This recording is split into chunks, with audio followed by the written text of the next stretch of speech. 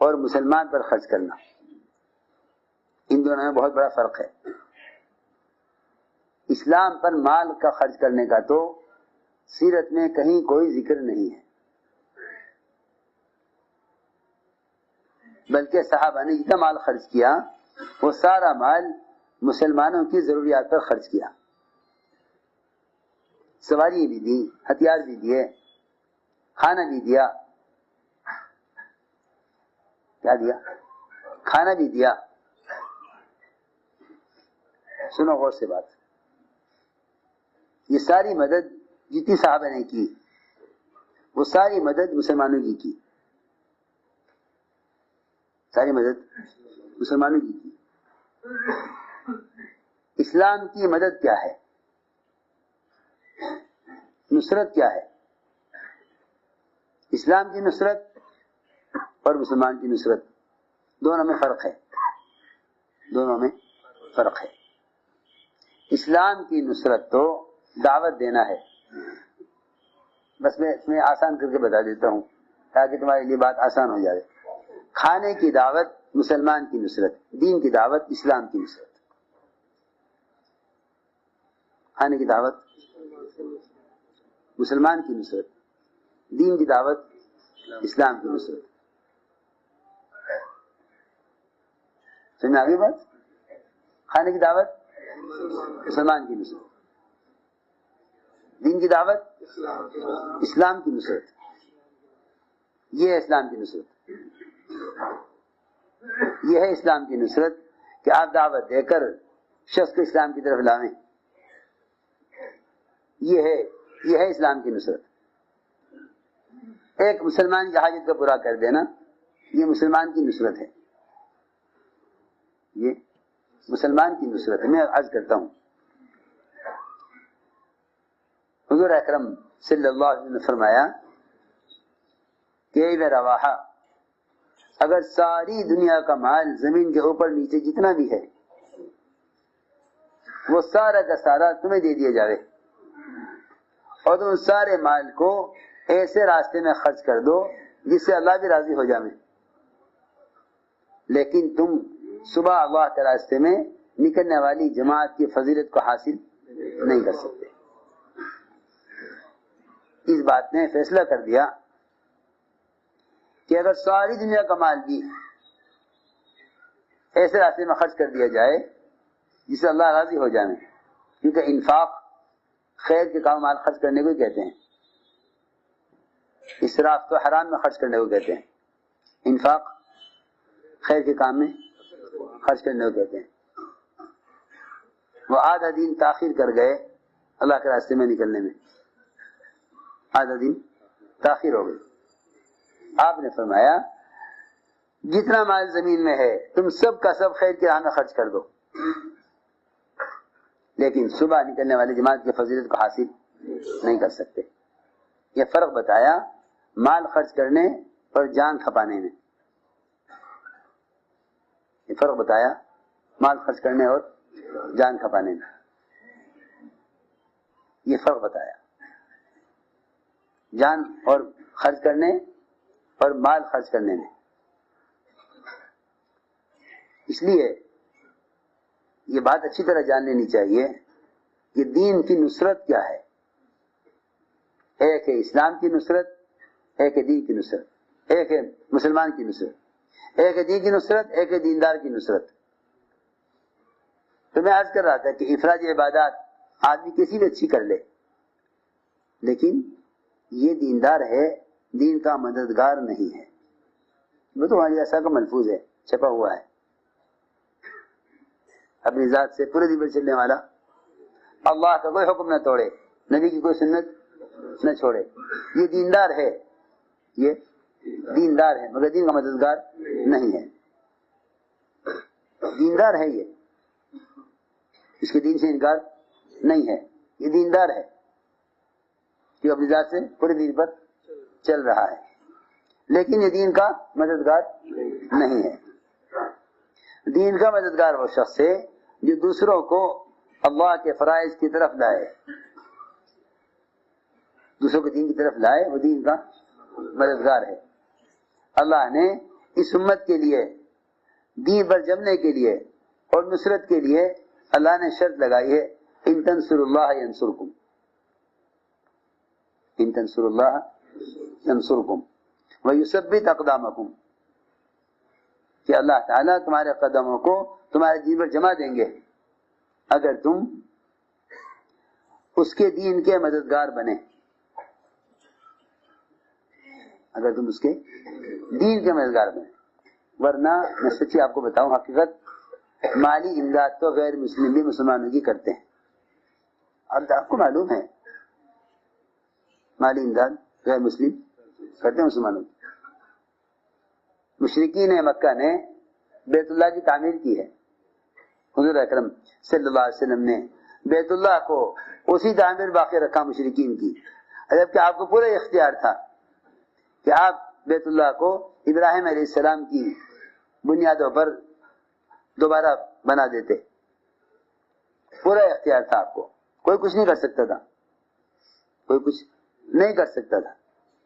آپ چاہتے تو ابراہیم علیہ السلام کی تعمیر پر بیت اللہ کو تعمیر کر دیتے، آپ چاہتے حتیم کو بیت اللہ میں داخل کر دیتے، حتیم کو بیت اللہ میں داخل کر دیتے۔ آپ نے مشرکین کی تعمیر پر ہی بیت اللہ کو قائم رکھا اور فرمایا عائشہ تیری قوم کفار ابھی کفر کے زمانے سے زیادہ دور نہیں گئی ہے، ایسا نہ ہو کہ ان کو خیال ہو کہ ہمارا بیت اللہ ہمارے زمانے کے طریقے پر نہ رہا، بڑا بنا دیا۔ انہوں نے بڑا چھوٹا کیوں بنایا تھا؟ چھوٹا کیوں بنایا تھا؟ مشرکین خود کہتے ہیں کہ حرام مال زیادہ تھا، حلال مال کم تھا، ہم نے سوچا کہ جو مال حلال ہے بس وہی بیت اللہ پر لگے، حرام مال بیت اللہ پہ نہ لگانا۔ سب سے بڑے متولی بیت اللہ کے کفار تھے، دیکھو تو صحیح،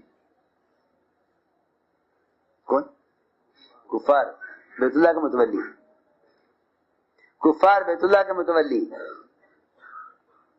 بیت اللہ کی تعمیر کرنا، دیکھ بھال کرنا، صفائی رکھنا، یہ سارے کام مشرکین کرتے تھے۔ اللہ نے فرمایا کہ آنے والے حاجیوں کو لسی پلانا، انہیں کھانے کھلانا، ان کے قیام کا انتظام کرنا، اور بیت اللہ کو کی آباد کاری، اس کی دیکھ بھال، اس کی صفائی ستھرائی، اس کی تعمیر، اس پر مال خرچ کرنا اس شخص کے برابر کیسے ہو سکتا ہے جو اللہ پر ایمان لائے اور آخرت پر ایمان لائے اور دین کی محنت کرے۔ یہ فرمایا نا اللہ نے، یہ نہ فرمایا کہ تمہارا یہ عمل کہ تم بیت اللہ کی دیکھ بھال کرتے ہو، اللہ کے ہاں تمہارا یہ عمل بھی دین کی مدد ہے، یہ نہ فرمایا، بلکہ یہ فرمایا کہ تم اس شخص کے برابر کیسے ہو سکتے ہو، اس شخص کے برابر تم کیسے ہو سکتے ہو جو اللہ پر ایمان لائے، آخرت پر ایمان لائے اور دین کی محنت کرے۔ وجاہد فی سبیل اللہ لا یستوون عند اللہ، اللہ کے ہاں دونوں برابر نہیں ہو سکتے۔ اسی عجیب بات ہے، کتنے موقع ایسے ملیں گے آپ کو سیرت میں بھی اور آج بھی اس زمانے میں بھی کہ مسلمان غیر مسلم مسلمانوں کی مدد کرتے ہیں، غیر مسلم مسلمانوں کی مدد کرتے ہیں۔ مسجد تعمیر ہو رہی تھی، غیر مسلم نے کہا میں بناؤں گا، ساری میں بناؤں گا، اس کو بہت سمجھایا کہ جب تک اسلام نہ لے آیا تو اس سے یہ کام نہیں لیا جا سکتا۔ اس نے کہا اگر یہ بات ہے تو میں مسلمان بن کر میں مسجد بناتا ہوں۔ سنو تو صحیح، پہلے جسے مصر رہا کہ تم میری طرف سے زمین اور میری طرف سے ساری مسجد کا خرچہ قبول کر لو۔ مسلمان نے کہا کہ نہیں، مسجد بنانے کے لیے اسلام شرط ہے، اسلام شرط ہے۔ وہ اللہ کی شان، اللہ کو ہدایت دینی تھی، وہ غیر مسلم مسلمان ہوا، غیر مسلم مسلمان ہوا۔ اچھا اللہ کا گھر، ہاں جب تم اللہ کا گھر بنا رہے تو پھر اللہ والے تو بنو۔ سوچو تو صحیح، سوچو تو صحیح، جب ایک غیر مسلم مسجد نہیں بنا سکتا جب تک اسلام نہ لے آوے، تو پھر ایک مسلمان نماز چھوڑ کر، دین کی دعوت کو چھوڑ کر اگر دین کے کام میں مال خرچ کر دے تو اس کا خرچ کرنا، اس کا مال خرچ کرنا کیا حیثیت رکھے گا؟ جب ایک غیر مسلم مسجد بنا نہیں سکتا جب تک اسلام نہ لے آئے. کیا فرق ہو گیا دونوں کے مال خرچ کرنے میں؟ تو میری بات سمجھ رہے نہیں؟ دونوں کا مال خرچ کرنے میں کیا فرق ہو گیا؟ اس نے اسلام چھوڑ کر مسجد بنا دی، اس نے نماز چھوڑ کر مسجد بنا دی. اس نے اسلام چھوڑ کر مسجد بنا دی، اس نے نماز چھوڑ کر مسجد بنا دی. کیا فرق ہو گیا؟ کوئی فرق نہیں ہے، کوئی فرق نہیں ہے، کوئی فرق نہیں ہے. سوال اس بات کا ہے کہ جب تک تو دوسروں کو عمل کی طرف نہ لائے گا تو خود عمل والا نہ بنے گا. لوگ یہ سمجھتے ہیں کہ ہر ایک کی ذمہ دعوت دینا نہیں ہے. ان کے پاس مال ہے مال خرچ کر دیں، ان کے پاس مال نہیں ہے وہ جان خرچ کر دیں. اور تم صحابہ کی سے اٹھا کے دیکھو، تمہیں ایک صحابی ایسا نہیں ملے گا جس نے اس دعوت کے کام میں مال خرچ کیا ہو جان خرچ نہ کیا ہو. ایک بھی ایسا نہیں ملے گا. ایک کوئی مثال ہی پیش نہیں کر سکتا کہ فلاں صحابی ہیں جنہوں نے مال خرچ کیا جان خرچ نہیں کی. فقراء صحابہ جان خرچ کرنے کے لیے نکلنا چاہتے تھے، نکلنے کا انتظام نہ ہونے پر رویا کرتے تھے. اور جو مالدار صحابی تھے ایک موقع پر نہ نکلے، ایک موقع پر نہ نکلے، تبوک کے موقع پر نہ نکلے. اللہ بھی ناراض، اللہ کے رسول بھی ناراض، سب ناراض ہو گئے کہ کیوں نہ نکلے. اگر نہ نکلنے کی وجہ یہ ہوتی کہ نکلنے کا انتظام نہیں کر سکے، مجبور ہو گئے، معذور ہو گئے، تو اللہ بھی تمہیں معذور کہتے اور تمہیں اتنا اجر ملتا جتنا اجر نکلنے والوں کو ملا ہے. کیونکہ جو عذر ویسے نہیں نکلتے ان کو تو اللہ نکلنے والوں کے برابر اجر دیتے ہیں. اور جو عذر کے باوجود، جو عذر نہ ہونے کے باوجود نہیں نکلتے، کوئی عذر نہیں ہے مگر بیٹھے ہوئے ہیں، اللہ تعالیٰ ان سے سخت ناراض ہوتے ہیں. اللہ ان سے سخت ناراض ہوتے ہیں. سنو، فرماتے ہیں کعب بن مالک کہ مجھے کبھی اتنی آسانی نہیں ہوئی جتنی سہولت تبوک کے موقع پر تھی مگر نہیں نکلے. میرے دوستو، بزرگوں، عزیزوں، نکلنا اس لیے ہے تاکہ اللہ کے دین کی نصرت پر جان خرچ ہو. اللہ کے دین کی نصرت پر جان خرچ ہو.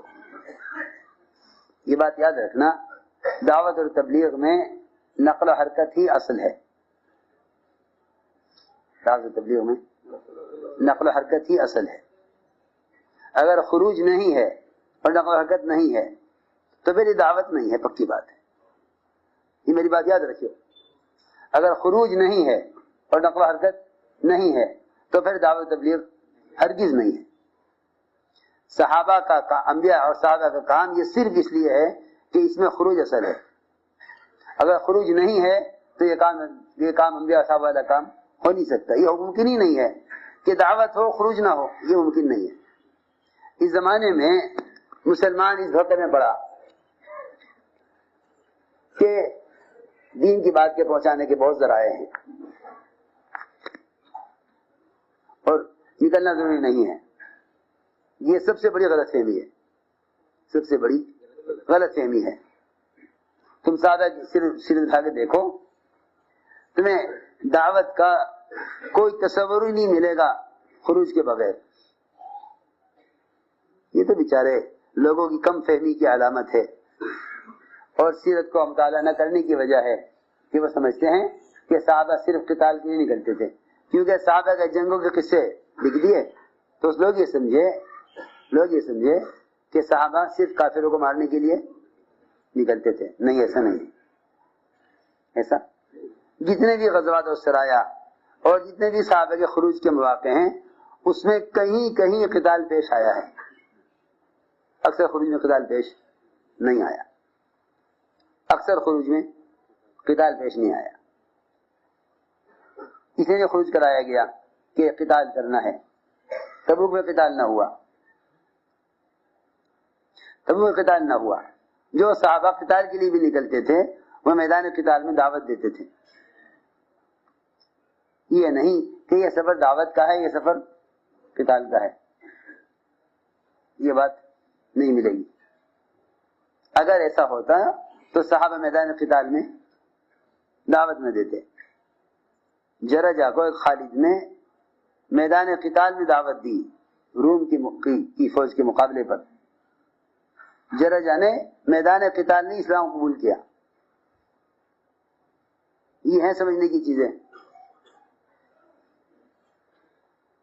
اس لیے میں عرض کر رہا کہ اس کام میں دعوت کا تصور ہی نہیں ہے نفر اور خروج کے بغیر۔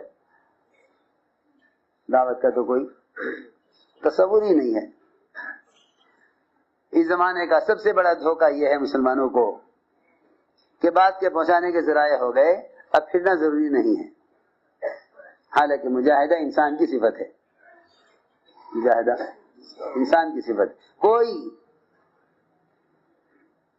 کوئی مخلوق ایسی ہے نہیں، کوئی مخلوق ایسی ہے نہیں، کوئی آلہ کوئی مشین ایسی ہے نہیں جو مجاہدے میں انسان کا بدل بن جاوے۔ ملائکہ بھی مجاہد نہیں ہو سکتے، ملائکہ بھی مجاہد نہیں ہو سکتے، فرشتے بھی مجاہد نہیں ہو سکتے، جنات بھی مجاہد نہیں ہو سکتے۔ جی ہاں، کیونکہ اللہ تعالیٰ نے مجاہد صرف مجاہد بنایا ہے انسان کی قسم کو، اس لیے انسانوں میں سے ہی انبیاء کو بھیجا ہے بنا کر، انسانوں میں سے ہی انبیاء بنا کر بھیجے ہیں، انسانوں میں سے انبیاء بنا کر بھیجے ہیں، کیونکہ مجاہدہ صرف انسان کی صفت ہے۔ جی ہاں، ملائکہ بھی مجاہد نہیں ہو سکتے، صرف انسان مجاہد ہے، صرف انسان مجاہد ہے۔ اور مجاہد وہ ہے جو کوشش کرے اللہ کے بندوں کو اللہ کے دین کی طرف لانے کی۔